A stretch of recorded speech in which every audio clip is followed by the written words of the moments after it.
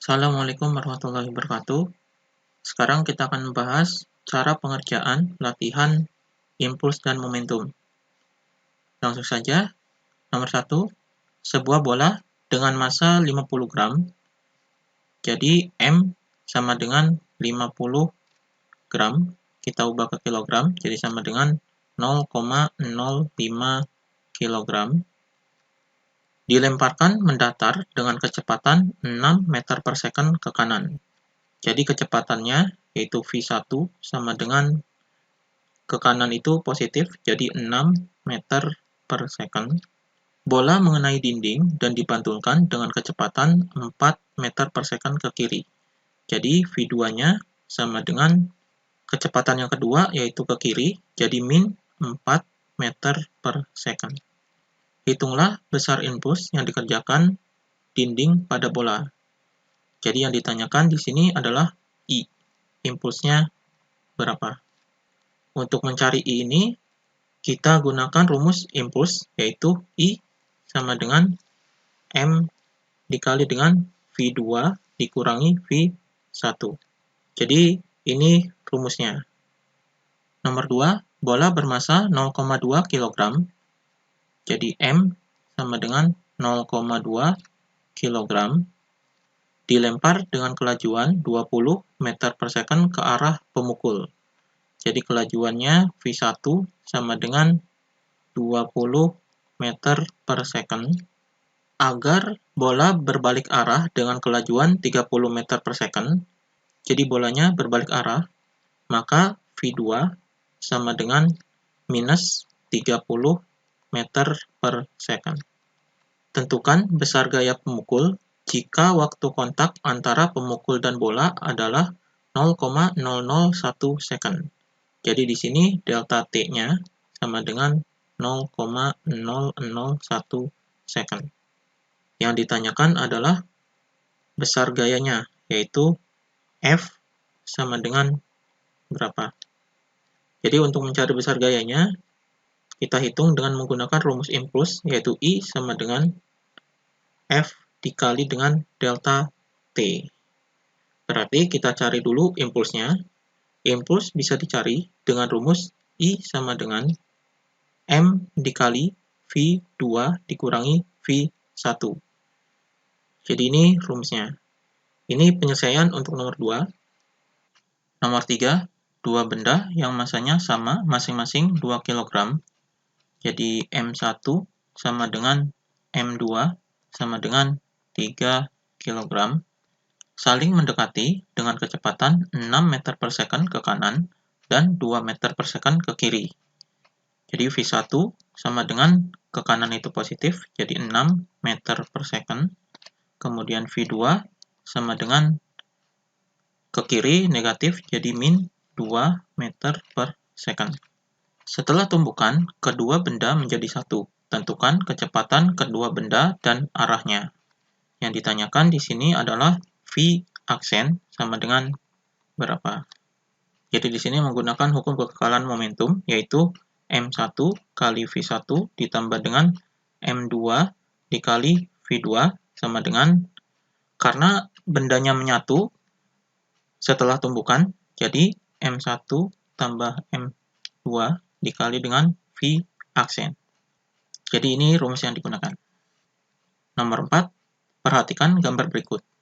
Jadi V1 sama dengan 20 meter per second, kemudian V2 sama dengan 10 meter per second. Bola pertama bergerak ke arah kanan dengan kelajuan 20 meter per second, mengejar bola kedua yang bergerak dengan kelajuan 10 meter per second ke kanan, sehingga terjadi tumbukan lenting sempurna. Jika massa kedua bola adalah sama, masing-masing sebesar 1 kg. Tentukan kecepatan masing-masing bola setelah tumbukan. Di sini M1 sama dengan M2 sama dengan 1 kg. Yang ditanyakan adalah V1 aksen sama dengan berapa dan V2 aksen sama dengan berapa. Untuk mengerjakan soal ini, kita menggunakan hukum kekekalan momentum, yaitu M1 kali V1 ditambah dengan M2 kali V2 sama dengan M1 kali V1 aksen ditambah dengan M2 dikali V2 aksen. Dari rumus ini didapatkan persamaan pertama. Untuk mendapatkan persamaan kedua, kita menggunakan rumus koefisien restitusi, yaitu E sama dengan min delta V aksen dibagi dengan delta V. Jadi ini bisa diuraikan.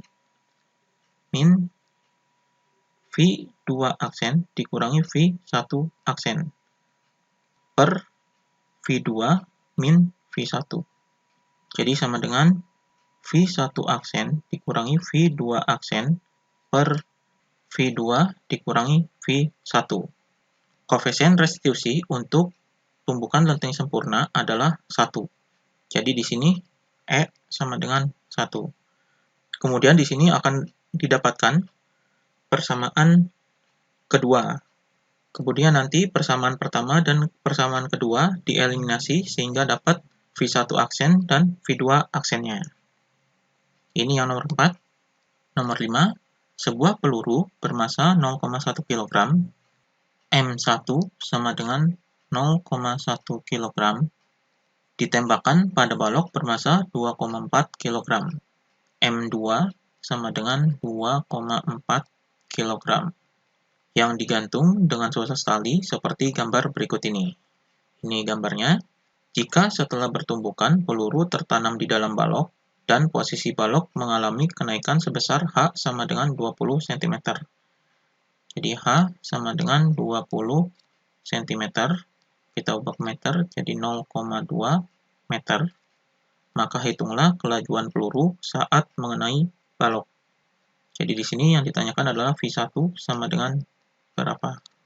Jadi untuk menghitung V1 ini menggunakan hukum kekekalan momentum, yaitu M1 kali V1 ditambah dengan M2 kali V2 sama dengan, karena bendanya menyatu setelah tumbukan, jadi M1 tambah M2 dikali dengan V aksen.